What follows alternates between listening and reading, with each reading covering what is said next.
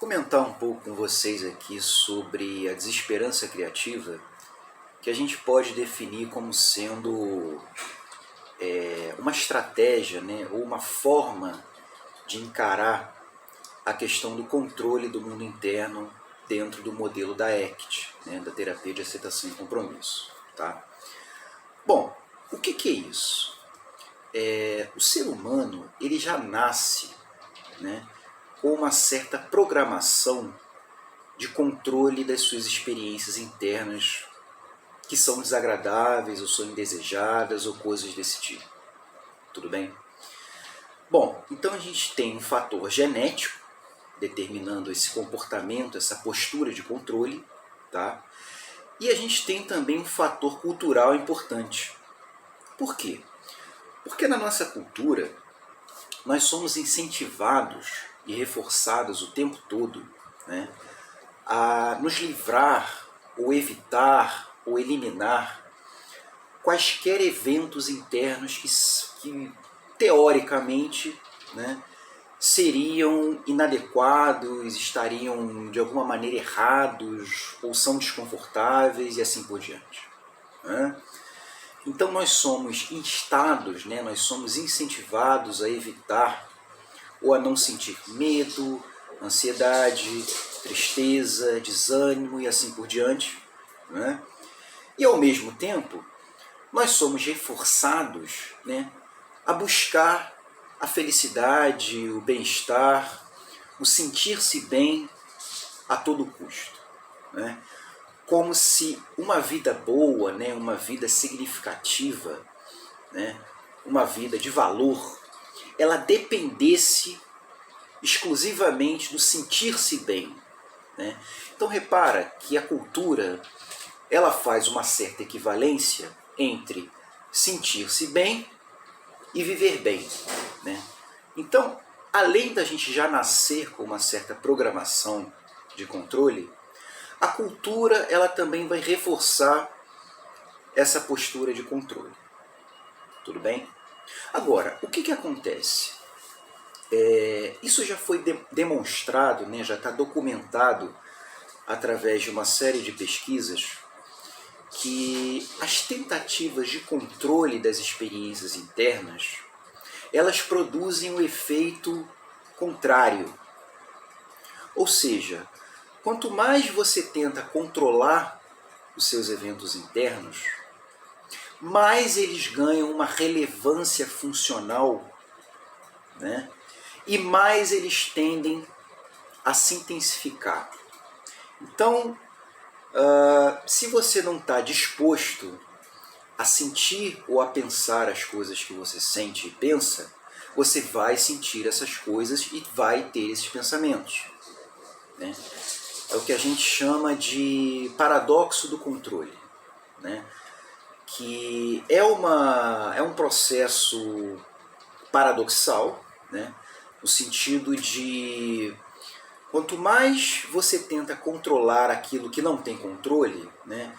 E aí, pessoal, quando a gente fala de eventos internos, experiências internas, a gente de fato está falando de eventos incontroláveis.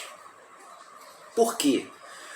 Porque diante de certos contextos, diante de certos estímulos, né, as respostas emocionais e os pensamentos, eles são evocados automaticamente, independente da sua vontade ou não. Tudo bem? De modo que se você tenta controlar aquilo que não tem controle, né, isso acaba ganhando uma certa centralidade na tua vida, né, de forma que isso vai se intensificando. Isso vai, de certa forma, se tornando crônico. Né? Então o comportamento, a postura de controle emocional, ela tende a produzir uma rigidez no comportamento. Por quê? Porque você só meio que você vive em função de tentar se sentir bem, você vive em função de evitar a dor, evitar o sofrimento, evitar a ansiedade e assim por diante. Tudo bem? E na medida que você cai nessa armadilha, você meio que fica aprisionado, né? O seu repertório de comportamento ele fica limitado a isso, né? Então você vive para tentar controlar e evitar a dor, né? E você acaba não fazendo ou não tendo comportamentos em direção aos seus objetivos, aos seus valores e assim por diante. Tudo bem? Então o que acontece? Para ilustrar, gente, o que seria a desesperança criativa, eu acho que é interessante a gente recorrer aqui a uma metáfora, que é uma metáfora bastante utilizada aí no processo de ACT, né? E assim, tem várias metáforas, né, que ilustram essa questão do paradoxo do controle, tá? Mas eu vou usar essa metáfora aqui que me parece que ela se encaixa muito bem na questão da desesperança criativa. Então imagina que você está num campo muito extenso, né? E que alguém vendou os seus olhos, tudo bem? E você está sozinho nesse campo, sendo que esse campo ele tem vários buracos, certo? E aí essa pessoa que vendou os seus olhos te deixou ali sozinho nesse campo e agora você tem que seguir o seu caminho, né? Você não está enxergando nada. E aí você começa a caminhar através do campo e lá pelas tantas você acaba caindo num buraco, né? E é um buraco bastante profundo. Bom, quando você cai no buraco, você tira as vendas, né? E se dá conta de fato onde você está. Você está num buraco. E é um buraco bastante fundo, né? Você nota que essa pessoa que vendou os seus olhos, ela deixou com você um instrumento, que é uma pá, né? E aí o que você pensa, né?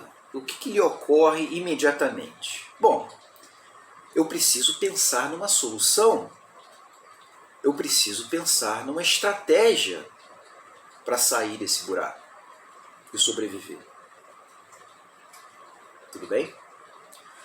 O que você tem em mãos? Eu tenho uma pá. Então repara que eu começo a pensar que a pá é um instrumento que vai resolver o meu problema. Tudo bem? Qual? Sair do buraco. Eu preciso sair desse buraco. E aí, o sujeito pega a pá e começa a cavar. Começa a cavar o buraco para ver se ele consegue sair de alguma maneira, né? Ele não tem como escalar o buraco, né? Porque ele viu que não é uma estratégia efetiva, ele não tem como, as paredes são de um material que você não consegue se fixar, então ele não consegue escalar e ele então começa a se utilizar da pá, né? Só que ele começa a notar que quanto mais ele cava o buraco, mais ele, digamos assim, mais ele se afunda no próprio buraco. Ele vai tirando ali a terra, ele vai tirando ali os elementos que compõem o buraco, só que ele vê que o buraco ele vai ficando cada vez mais fundo à medida que ele usa a pá, né? E aí, gente, ele se dá conta que essa estratégia de cavar o buraco não está funcionando, né? Não está resolvendo o problema dele. Muito pelo contrário. Quanto mais ele cava o buraco, mais ele vai se dando conta de que o buraco vai aumentando, né? E aí ele fica, aí que está o ponto básico. E aí ele se dá conta de que o problema não tem solução, né? Ou seja, de que ele não tem como sair do buraco. E aí ele entra num estado de desesperança, né? Ou seja, esse problema que eu me encontro de tentar sair do buraco cavando não tem solução, né? E aí, gente, repara uma coisa, a gente destrinchou, né, a gente abordou o primeiro termo do processo, que é a desesperança. Então reparem que o sujeito ele entra num estado de desesperança. Agora, por que desesperança criativa? Repara, se ele já identificou que a estratégia de cavar o buraco não dá certo, ele vai ter que ter uma variabilidade comportamental para utilizar outras estratégias, né, para poder sair do buraco. Ou não, ou permanecer ali no buraco e encontrar alguma estratégia adaptativa, né? Então, repara, quando eu falo variabilidade comportamental, é um termo comportamental para criatividade. Tudo bem? Ele já sabe o que não funciona. Ele sabe que cavar o buraco não funciona. Muito pelo contrário, aumenta o problema. Então, eu preciso usar a minha criatividade para encontrar alternativas a esse comportamento de cavar e, de alguma maneira, resolver, ou pelo menos tentar lidar com a situação de uma maneira mais funcional, mais adaptativa, né? Então, se ele sabe que a pá não funciona, o comportamento mais saudável seria largar a pá. E aí você pode me perguntar, tá, mas o que ele vai fazer então para sair do buraco? Eis a grande questão, né? Nós não sabemos o que ele vai fazer, ou o que pode funcionar para isso. O que ele sabe é que cavar o buraco com a pá não está funcionando, né? Então o que ele precisa fazer é cavar a pá. Cavar a pá não, perdão, é soltar a pá, né? Gente, o funcionamento do nosso mundo interno, ele é muito bem representado por essa metáfora, né? Porque a gente fica o tempo todo tentando cavar um buraco, né? Que aqui representa as tentativas de controle e evitação experiencial. E quanto mais a gente tenta controlar, quanto mais a gente tenta cavar esse buraco, mais fundo ele fica, né? Então, gente, a ideia da desesperança criativa não é você tentar, digamos assim, deixar o cliente no estado de desesperança, alguma coisa ligada à depressão. Não é nada disso. A desesperança aqui é a desesperança na tentativa de controle, tudo bem? Em algo que não funciona, tudo bem? É a desesperança nessa postura, né, nessa atitude de tentar mudar, de tentar controlar, de tentar alterar o seu mundo interno. Que, no final das contas, é uma luta inglória. Já é uma batalha perdida.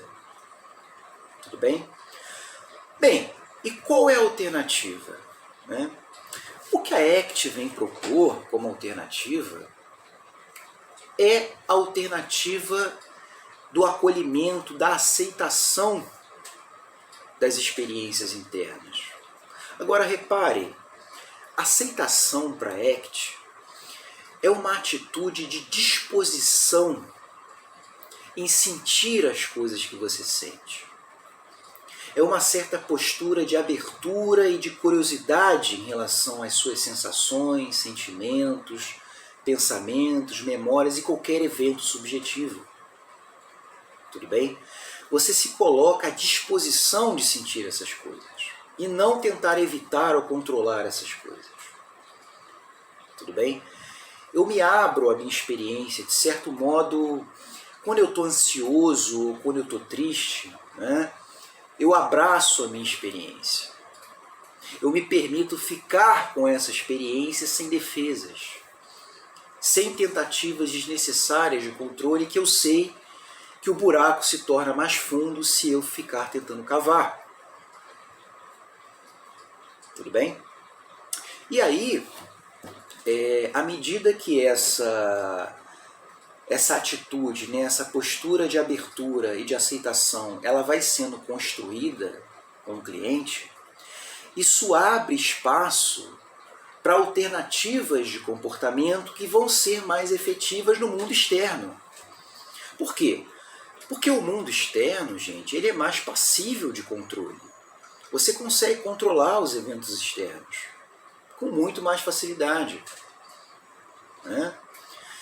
Digamos que os problemas do mundo externo, eles são passíveis de solução, né?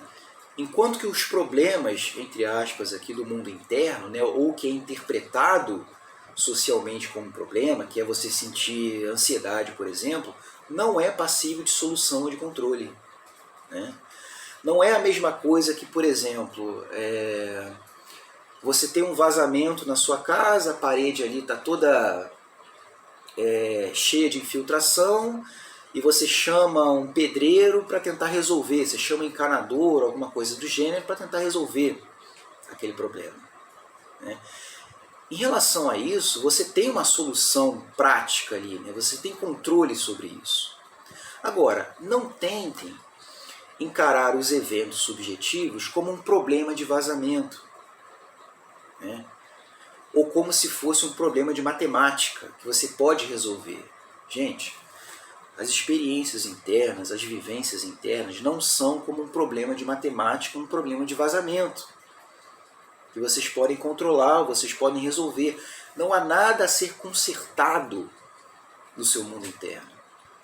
As experiências, né, tanto em relação a sentimentos, pensamentos, memórias e assim por diante, estão aí para serem experienciadas e não controladas ou evitadas. Por quê? Porque elas podem te ensinar muito. Elas podem dar pistas, podem dar sinais importantes em relação a caminhos ou direções que você valoriza, que você considera importantes, né? Então repara que é interessante essa questão da desesperança criativa, porque ela abre o espaço para ampliar o seu repertório comportamental, para de fato você tomar atitudes efetivas, né? O que a gente chama de ações de compromisso, em direção a objetivos ou valores de vida que são caros para você, que são importantes para você. Tudo bem? Então é isso, gente. Resumidamente, a desesperança criativa é isso, é um conceito muito interessante da ACT, tá? Se vocês tiverem alguma dúvida, algum comentário, algum feedback sobre isso que a gente conversou aqui nesse vídeo, vai ser muito interessante para mim saber, tá bom? E é isso, gente. Então, dúvidas, vocês podem escrever para mim aqui nos comentários do vídeo.